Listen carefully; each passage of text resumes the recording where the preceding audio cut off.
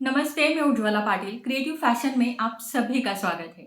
आज मैं आपके लिए लेके आई हूँ चूड़ी बॉटम का कटिंग और स्टिचिंग। इसे आप चूड़ीदार भी बोल सकते हो, जिसमें नीचे की तरफ गैदर्स होते हैं, रिंकल्स होते हैं जो काफी खूबसूरत लगते हैं।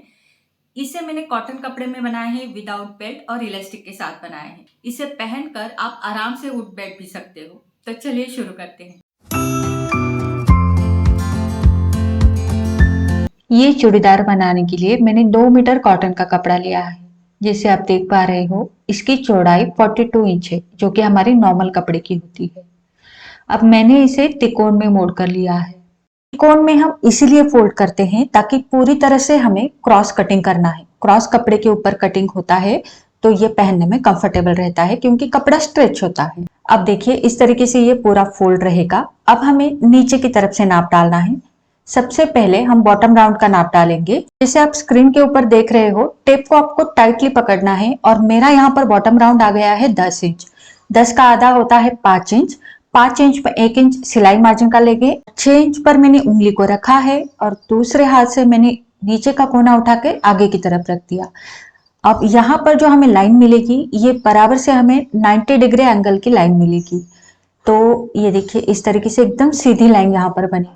अब उस लाइन के ऊपर 1 इंच फोल्ड करने के लिए रखिए और वहां पर मैंने दूसरी लाइन बना दी। ये लाइंस हमें सीधी बनानी है। अब यहाँ पर बॉटम राउंड का नाप फिर से दोहराना है। मतलब कि बॉटम राउंड था 10 इंच और उसका आधा होता है 5 इंच। तो 5 इंच पर बराबर से मार्क करना है। अब यहाँ से हम 8 इंच चूड़ी के लिए लेंगे। चूड़ी का मतलब है यहाँ पर रिंकल्स होते हैं, मतलब गैदर्स तैयार होते हैं। तो उसके लिए आप 8, 9, 10, 11, 12, 15 इंच तक नाप डाल सकते हो। मैंने 8 इंच डाला है क्योंकि मुझे ज्यादा गैदर्स नहीं लाने हैं यहाँ पर। अब देखो, नीचे की तरफ 5 इंच, तो इस लाइन के ऊपर भी 5 इंच का मार्क किया है और ये सीधी लाइन ऊपर तक बनेगी।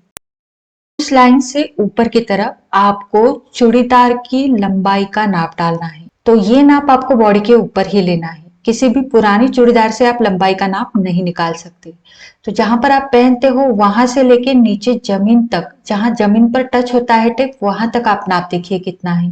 जैसे कि मेरा आ रहा था 40 इंच, तो मैंने यहाँ पर इस नीचे वाली लाइन से ऊपर तक 40 इंच पर नाप डाला है।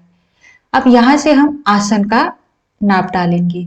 तो आसन का नाप निकालने का एक छोटा सा फॉर्मूला बताती हूँ। आपका जितना भी हिप राउंड है, जैसे कि मेरा है 42 इंच, उसका चौथा भाग करेंगे तो हो गया 10.5 इंच। अब 10.5 इंच पे 3 इंच मिलाना है। सभी साइज के लिए ये फॉर्मूला आपका काम करेगा, ठीक है। तो मेरा आ गया 13.5 इंच। मैंने यहाँ पर 13.5 इंच पर मेरे आसन का लंबाई का नाप डाला है। अब हमें घुटने की लंबाई का नाप डालना होता है। तो जो आपने लंबाई रखी है अपनी चूड़ी पैड की, यहाँ से यहाँ तक ये 40 इंच है, इसका आधा करना है। इस तरह से टेप को बीच में मोड़कर आप सेंटर निकाल सकते हो और वहां पर डाल दीजिएगा अपनी घुटने की लंबाई का नाप, मतलब नी लेंथ का नाप। ये नाप आप बॉडी के ऊपर भी नाप सकते हो। अब यहाँ से घुटने की लाइन तक यानी नी लेंथ तक रखेंगे फिर से एक बार टेप को और वहां पर आधे में मोड़ देंगे। तो यहाँ पर भी हमें एक सेंटर पॉइंट निकालना है और ये सेंटर पॉइंट होगा हमारी पिंडली की लंबाई का। तो ये पिंडली की लंबाई यानी गोलाई कहाँ पर लेते हैं ये भी मैं आपको दिखा दूंगी। सबसे पहले ये जो पॉइंट्स हैं इनके लाइंस हम बना देंगे आगे की तरफ। ये हो गई हमारी क्रॉच लाइन, ये हो गई घुटने की लंबाई की लाइन और ये हो गई पिंडली की लंबाई की लाइन और ये हो गई हमारी मोरी की लाइन यानी बॉटम लाइन। तो इस तरीके से ये सारे लाइन है। अब इसके ऊपर नाप कैसे डालेंगे वो देखेंगे। सबसे पहले क्रॉच लाइन के ऊपर हमें नाप डालना है। ये फॉर्मूला भी हिप के बेसिस पर है। आपका जितना भी हिप राउंड है, जैसे कि मेरा 42 इंच है, उसमें 8 इंच हमें एक्स्ट्रा लेना है, तो हो गया 50 इंच। अब उसका चौथा भाग करेंगे तो हो गया 12.5 इंच यानी 12.5 इंच। तो मैंने यहाँ पर 12.5 इंच पर नाप डाला। आपका जितना भी हिप साइज है उसमें 8 इंच मिलाकर चौथा भाग कीजिएगा। डालना है घुटने की गोलाई का नाप। यहाँ पर घुटना है तो उसके 4 उंगली ऊपर गोलाई में टेप को आपको नापना है और ये नापते वक्त पैर को फोल्ड करके नापिएगा। तो मेरा आ रहा है 18 इंच यानी 18 इंच। 18 इंच का हाफ करना है, हो गया 9 इंच। तो मैंने यहाँ पर 9 इंच पर मार्क कर दिया। डालेंगे पिंडली की गोलाई का नाप। तो घुटने के नीचे आपके पैर का जो फुलेस्ट पार्ट होता है वहां पर गोलाई में टेप रखकर नापिएगा। मेरा आ रहा है 14 इंच यानी 14 इंच। उसका आधा 7 इंच होता है, तो 7 इंच पर मैंने यहाँ पर मार्क किया है। अब ये सारे लाइंस को, सॉरी पॉइंट्स को हम जोड़ देंगे। तो जिनके पास लेग कर्व की स्केल नहीं है, जो कि शेप वाली पट्टी हम बोलते हैं, वो नहीं है, तो वो बस इस फॉर्मूलाज को यूज करके बहुत परफेक्ट तरीके से चूड़ीदार पैंट बना सकते हो। ठीक, तो ये हमारा शेप यहाँ पर हो गया है। अब यहाँ पर इस लाइन को आगे की तरफ एक्सटेंड करना है, तो यहाँ पर सभी साइज के लिए आप 2 इंच आगे की तरफ बढ़ा दीजिएगा। ये मैंने 2 इंच बढ़ा दिया और यहाँ पर हमें शेप भी देना है। शेप के लिए आप यहाँ पर 3.5 इंच ऊपर तक शेप दीजिएगा। तो ये सभी साइज के लिए अप्लाई होगा। 3.5 इंच ऊपर मैंने मार्क किया है और यहाँ से बस इस तरह से कर्व करना है, यानी गोलाई देनी है। यहाँ पर इस वाली लाइन से जोड़ देंगे ऊपर तक, तो बस हाथ से गोलाई देते हुए यहाँ पर इस तरह से जोड़ दीजिएगा। तो ये हमने जोड़ दिया। अब आप देख पा रहे हो यहाँ पर हमारा जोड़ आएगा।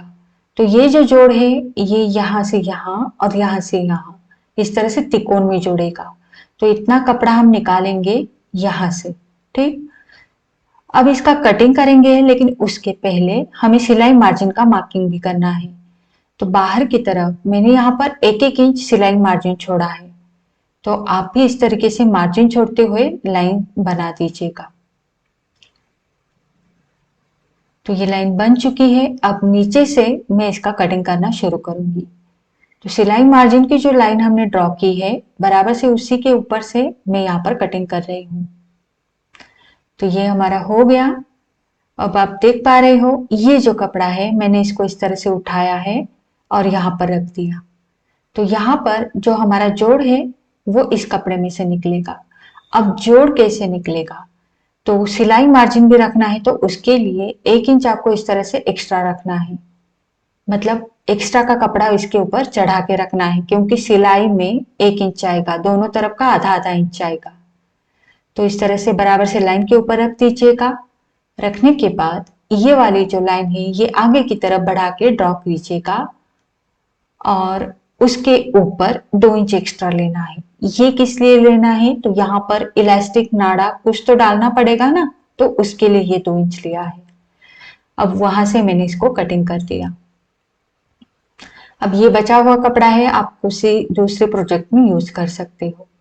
अब ये वाली लाइन भी ड्रॉ करनी थी तो ये भी कर दी। अब बराबर से उस लाइन के ऊपर से कटिंग करेंगे और नीचे की तरफ जाते जाते जो गोलाई है उसको पकड़ते हुए कटिंग करेंगे। तो ये मैंने कट कर दिया। अब देखिए ये हमारा कटिंग हो चुका है और यहाँ पर जो जोड़ है वो पिंस लगाकर सेट करेंगे ताकि बाद में उल्टा सीधा ना हो।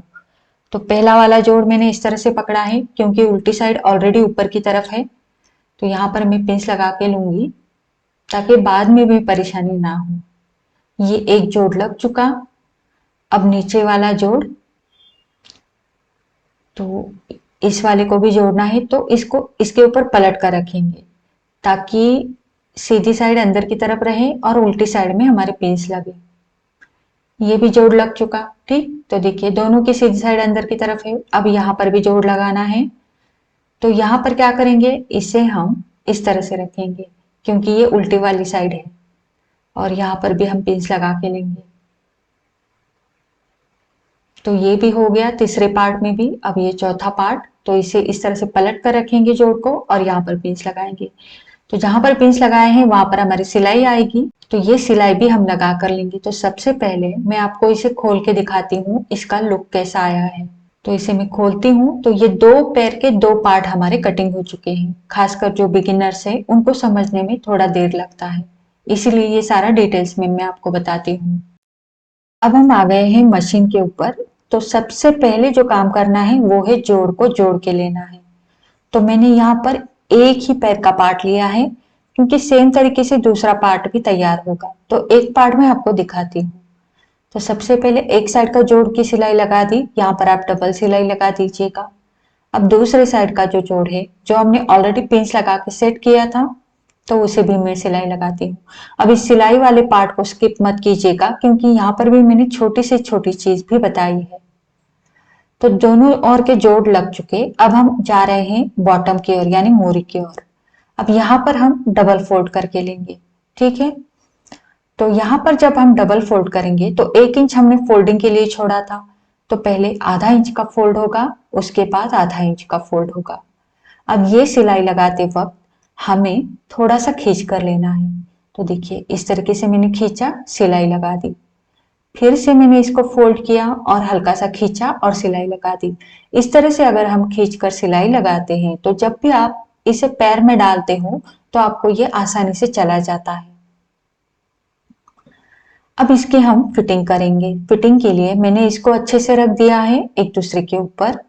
अब यहाँ से हम सिलाई लगाएंगे जो हमारा फिटिंग का मार्किंग है। अब इसके ऊपर से सिलाई लगाते टाइम हमें बिल्कुल भी नहीं खींचना है। यहाँ पर जितना मार्जिन लिया है उतना ही सिलाई में पकड़ना है। सिलाई लग चुकी है। अब ये जो सिलाई है इसे खींचना है। खींचने पर ये सिलाई टूट जाती है। क्यों टूटती है? क्योंकि ये कपड़ा पूरा क्रॉस में रहता है, इसीलिए ये सिलाई टूटती है और उसे तोड़ना ही है। अब दूसरी सिलाई लगेगी। अब ये जो दूसरी वाली सिलाई मैं लगा रही हूँ इसे मैं खींच कर लगा रही हूँ। कपड़े को खींचना है और सिलाई लगानी है, खींचना है, सिलाई लगानी है।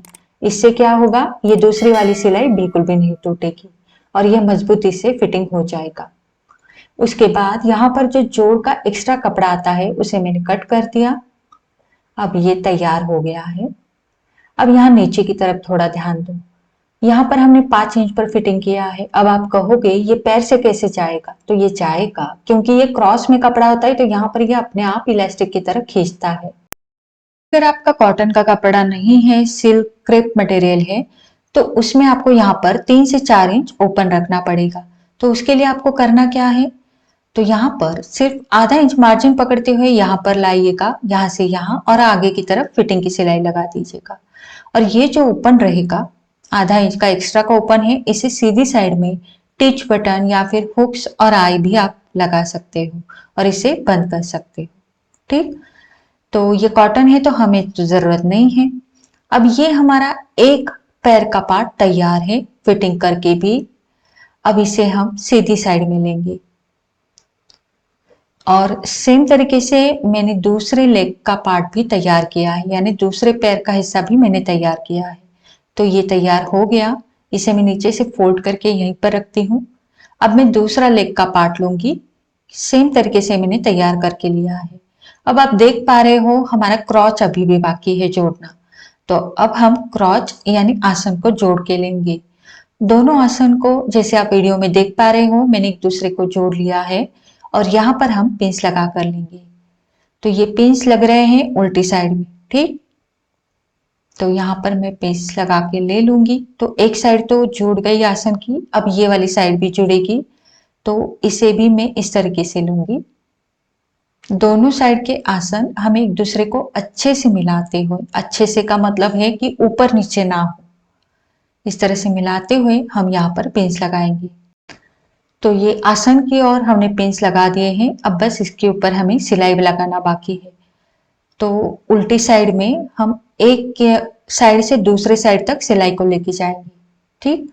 तो इसे मैं सीधे में करके दिखाती हूँ। तो देखिए इस तरीके से आसन हमारा जुड़ जाएगा। तो आ गए हैं मशीन के ऊपर और अभी मैंने सिलाई नहीं लगाई है, सिर्फ पिन से अटैच किया है। तो अब मैं इसको सिलाई लगाऊंगी। अब एक जरूरी सवाल का मैं जवाब देना चाहती हूँ कि आपके मन में ये आया होगा कि हमने घुटने की जो गोलाई है वो नाप डालते वक्त या फिर पिंडली की गोलाई का नाप डालते वक्त लूजिंग ऐड क्यों नहीं किया। लूजिंग ऐड करने की जरूरत नहीं होती है क्योंकि ऑलरेडी घुटने का नाप हमने पैर को फोल्ड करके लिया था। और दूसरी बात ये कि ये कपड़ा क्रॉस में रहता है, इसमें खिंचाव बहुत अच्छे से आता है, इसीलिए लूजिंग ऐड करने की जरूरत नहीं होती, खासकर घुटने की गोलाई और पिंडली की गोलाई में। और बॉटम में भी हम लूजिंग नहीं लेते, वहां पर भी हम फिटिंग में ही नाप रखते हैं। तो ये हमारा क्रॉच की सिलाई लग चुकी। क्रॉच की सिलाई आपको डबल लगा कर लेनी है, ठीक। तो ये क्रॉच हमारा जुड़ चुका है। क्रॉच जुड़ने के यानी आसन जुड़ने के बाद अब हम यहाँ पर ऊपर की तरफ सिलाई को यहाँ पर खोल देंगे और ऊपर से इसको 1/4 इंच नीचे की तरफ मोड़कर पूरी गोलाई में सिलाई लगाएंगे कि यहाँ पर हमें इलास्टिक या फिर नाड़ा डालने के लिए फोल्ड करना होता है। तो बस 1/4 इंच ही मोड़ना है और पूरी गोलाई में सिलाई लगानी है। तो ये मेरी सिलाई पूरी गोलाई में लग चुकी है 1/4 इंच यानी पाव इंच फोल्ड करते हुए।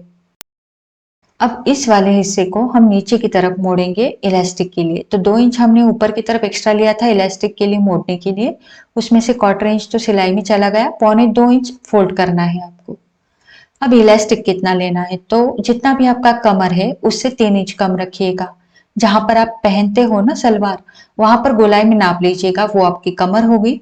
जितनी भी आ रही है उससे 2 से 3 इंच कम इलास्टिक रखिएगा। जैसे मेरी कमर आई थी 34 इंच 34 इंच, तो मैंने 32 इंच का इलास्टिक लिया है। अब इसे मैंने इस तरह से सिल दिया है। अब इस वीडियो में मैं इलास्टिक डालने का आपको एक अलग तरीका बताऊंगी, या फिर आपको जो भी तरीका पसंद है, आप जो रेगुलर यूज करते हो इलास्टिक के लिए, वो तरीका भी आप आजमा सकते हो। तो इलास्टिक को इस तरह से रखेंगे और मोड़कर यहाँ पर सिलाई लगाएंगे, मतलब सिलाई और इलास्टिक एक साथ डलेगा। तो यहाँ पर मैं सिलाई डालूंगी। ध्यान दीजिएगा, इलास्टिक के ऊपर सिलाई नहीं जाएगी। कपड़ा इलास्टिक का थोड़े से आगे की तरफ रखना है ताकि सिर्फ कपड़े के ऊपर सिलाई आए।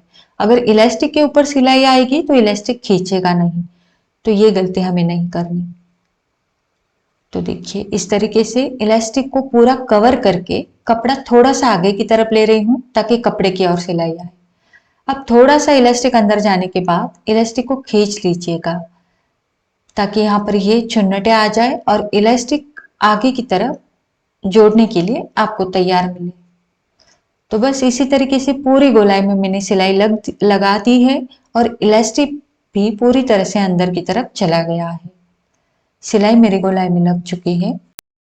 अब ये जो प्लीट्स बनते हैं वो चारों तरफ सेम बने, इसलिए इसे 7 से 8 बार अच्छे से खींच लीजिएगा। अपने आप पूरी गोलाई में सेम प्लीट्स बनते हैं। और फिर इसे किस तरह से खींचते हुए सिलाई लगाइएगा। खींचना इसलिए है क्योंकि सिलाई के नीचे प्लीट्स ना बने, ठीक है, प्लेन कपड़ा रहना चाहिए। तो पूरी गोलाई में मैंने सिलाई लगा दी है और हमारी चूड़ीदार पैंट तैयार है। इसमें मियानी लगाने की भी आपको जरूरत नहीं है क्योंकि ये काफी कंफर्टेबल है। पहनने के बाद भी आप इसमें उठ बैठ सकते हो बड़े आराम से। आप जरूर ट्राई कीजिएगा। और जहां पर मैंने इलास्टिक लगाया है वहां पर आप नाड़ा भी डाल सकते हो। तो कैसा लगा आज का वीडियो मुझे नीचे कमेंट करके जरूर बताना। अगर कोई भी आपके मन में डाउट है तो मुझे पूछ सकते हो। वीडियो अच्छा लगा है तो इसे लाइक शेयर और चैनल को सब्सक्राइब जरूर कीजिएगा। मिलते हैं हमारे अगले वीडियो में। धन्यवाद।